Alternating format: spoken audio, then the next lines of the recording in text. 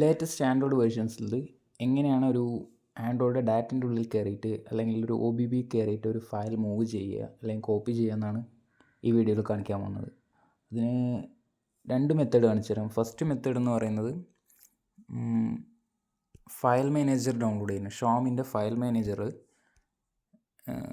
Play സ്റ്റോറിൽ കയറിയിട്ട് install ചെയ്യുക. ഏതെങ്കിലും പറ്റില്ല, ഷോമിൻ്റെ ഫയൽ മാനേജർ ഇൻസ്റ്റാൾ ചെയ്ത് ഞാൻ ഓൾറെഡി ഇൻസ്റ്റാൾ ചെയ്ത് വെച്ചിട്ടുണ്ട്. അതിൽ കയറിയിട്ട് എഗ്രീൻ കണ്ടിന്യൂ ഫയൽ മാനേജർ ആക്സസ് എല്ലാം കൊടുത്ത് കയറുക.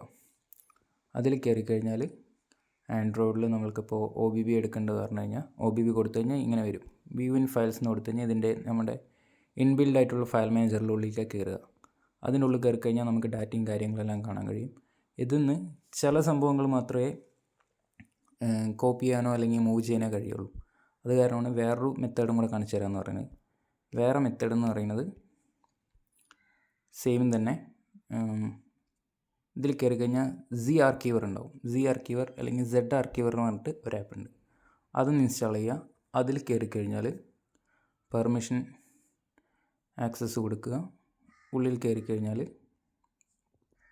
ഇവിടെ നിന്ന് കൊടുക്കുക. ഡിവൈസ് സ്റ്റോറേജിൽ കയറി കഴിഞ്ഞാൽ ആൻഡ്രോയിഡ് OBBയിൽ പോയി കഴിഞ്ഞാൽ നമുക്ക് കാണാൻ കഴിയും. നമ്മുടെ ഫയലും കാര്യങ്ങളൊക്കെ ഇവിടെ തന്നെ ഉണ്ട്. ഇതിൽ ഏതെങ്കിലും ഇപ്പോൾ എനിക്കിപ്പോൾ ഇതിൽ 2 OBB ഉണ്ട്. ഏതെങ്കിലും ഞാൻ മൂവ് ചെയ്യുന്നതൊന്ന് കാണിച്ചു തരാം. പാച്ച് വർക്ക് കോപ്പി എടുത്ത് കാണിച്ചു തരാം.